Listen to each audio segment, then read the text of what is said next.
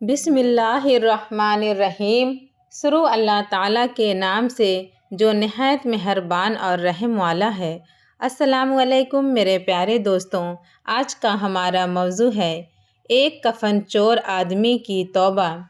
ایک بار کا واقعہ ہے کہ حضرت عمر فاروق رضی اللہ تعالیٰ عنہ ایک مرتبہ حضور صلی اللہ علیہ وسلم کی خدمت میں حاضری کے لیے آ رہے تھے تو راستے میں انہوں نے ایک نوجوان کو دیکھا جو بہت زور زور سے رو رہا تھا۔ اس کو روتا دیکھ کر حضرت عمر رضی اللہ تعالی عنہ کا دل پسیج گیا۔ انہوں نے پوچھا، اے نوجوان، کیا ہوا؟ وہ کہنے لگا، میں نے ایک بڑا گناہ کر لیا ہے، اب میں بہت پریشان ہوں، لہٰذا اللہ کے سخت عذاب سے ڈر رہا ہوں کہ میں نے یہ کیا کر بیٹھا۔ مہربانی فرما کر آپ نبی کریم صلی اللہ علیہ وسلم کی خدمت میں میری سفارش فرما دیجیے۔ جب حضرت عمر رضی اللہ تعالیٰ عنہ حضور صلی اللہ علیہ وسلم کی خدمت میں حاضر ہوئے تو رو رہے تھے۔ نبی کریم صلی اللہ علیہ وسلم نے پوچھا، عمر کیوں رو رہے ہو؟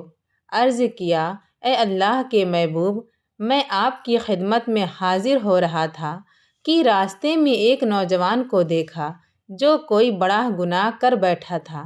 وہ بہت رو رہا تھا، اس کی آہ و زاری سے مجھے بھی رلا دیا۔ نبی کریم صلی اللہ علیہ وسلم نے اس نوجوان کو اندر آنے کی اجازت فرما دی تو وہ نوجوان آپ کی خدمت میں حاضر ہوا اور وہاں بھی رونا شروع کر دیا، یہاں تک کہ وہ پھوٹ پھوٹ کر رونے لگا۔ نبی کریم صلی اللہ علیہ وسلم نے ارشاد فرمایا، اے نوجوان، کیا ہوا؟ اس نے کہا، اے اللہ کے نبی، میں نے بہت بڑا گناہ کر بیٹھا ہوں۔ حضور صلی اللہ علیہ وسلم نے پوچھا، کیا تیرا گناہ بڑا ہے یا اللہ کا عرش بڑا ہے؟ وہ کہنے لگا، اے اللہ کے نبی، میرا گناہ بڑا ہے۔ حضور صلی اللہ علیہ وسلم نے پوچھا، تیرا گناہ بڑا ہے یا اللہ کی کرسی بڑی ہے؟ وہ کہنے لگا، اے اللہ کے نبی، میرا گناہ بڑا ہے۔ حضور صلی اللہ علیہ وسلم نے پھر پوچھا، کیا تو نے شرک کیا ہے؟ اس نے عرض کیا، اے اللہ کے نبی، میں نے شرک تو نہیں کیا۔ حضور صلی اللہ علیہ وسلم نے پوچھا، کیا تو نے اللہ کے کسی بندے کو قتل کر دیا ہے؟ اس نے عرض کیا، اے اللہ کے نبی، میں نے کسی بندے کو قتل بھی نہیں کیا ہے۔ پھر حضور صلی اللہ علیہ وسلم نے پوچھا، تو پھر ایسا کون سا گناہ ہے کہ جس کو تو اتنا بڑا سمجھ رہا ہے؟ اس آدمی نے کہا، اے اللہ کے رسول، میرا گناہ بہت بڑا ہے۔ میں کئی سال سے کفن چوری کا کام کرتا تھا، مردوں کے کفن اتار کر بیچتا اور اپنی ضرورت پوری کرتا۔ کچھ دن پہلے انصار کی ایک نوجوان لڑکی دفن کی گئی۔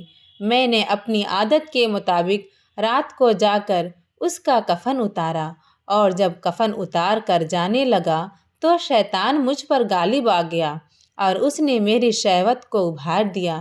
میں پلٹا اور میں نے اس مردہ لڑکی کے ساتھ زنا کر بیٹھا۔ جب زنا کر کے اٹھنے لگا تو مجھے قبر کے اندر سے اس لڑکی کی آواز آنے لگی۔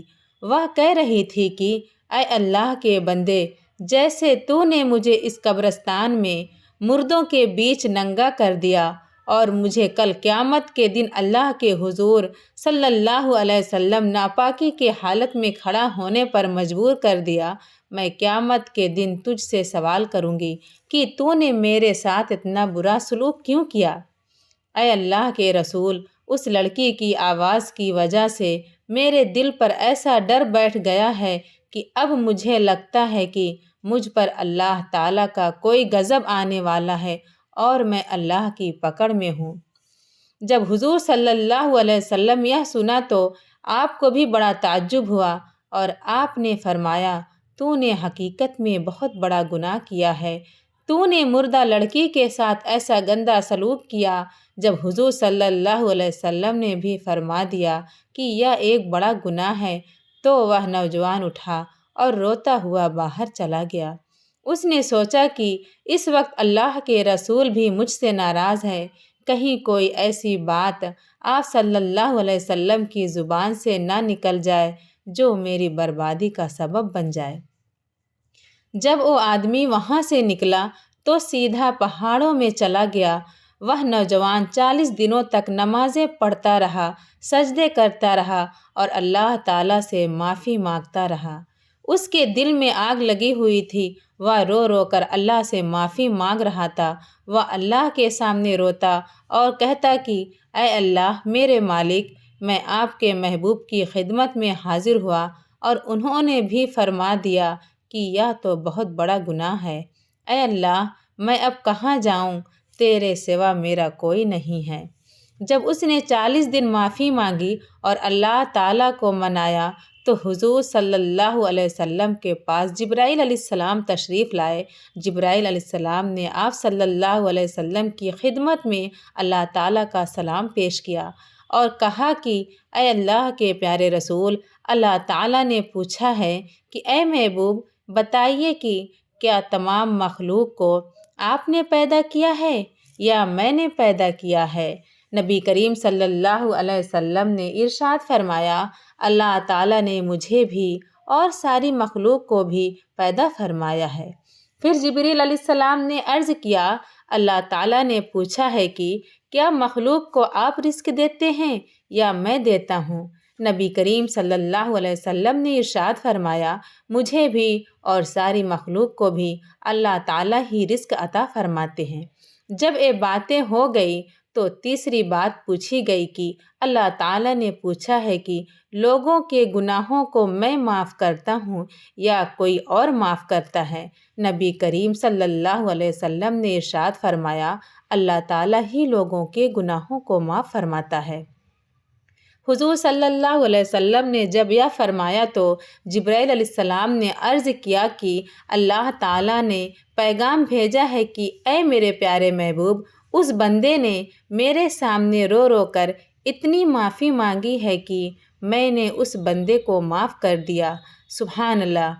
پھر اللہ کے رسول صلی اللہ علیہ وسلم نے ایک صحابی کو بھیجا کہ اس نوجوان کے پاس جاؤ اور اس کو خوشخبری سنا دو کہ تیرے آنسو اللہ نے قبول فرما لیے ہیں، اور جبرائیل علیہ السلام کے ہاتھوں یہ پیغام بھیجا ہے کہ اس بندے کو خوشخبری سنا دو کہ اللہ نے اسے معاف کر دیا ہے۔ امید ہے کہ ویڈیو آپ لوگوں کو بہت پسند آئی ہوگی۔ اللہ تعالی ہم سب کو گناہوں سے بچائے۔ ملتے ہیں ایک نئی ویڈیو کے ساتھ، تب تک اپنا خیال رکھیں۔ اللہ حافظ۔